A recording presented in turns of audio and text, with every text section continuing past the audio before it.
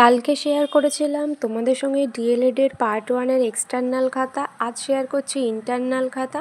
প্রথম পেজেই সূচিপত্র, তারপরেই সমন্বয় সাধন। এরকমভাবেই তোমাদেরকে দিয়ে যেতে হবে। ভিডিও দেখে যদি তোমরা বুঝতে না পারো বা কোনো অসুবিধা হয় তোমরা আমাকে জানিও। আমি অবশ্যই লিঙ্ক বা পিডিএফ তোমাদেরকে দিয়ে দেবো, তোমরা সেইখান থেকে পেয়ে যাবে।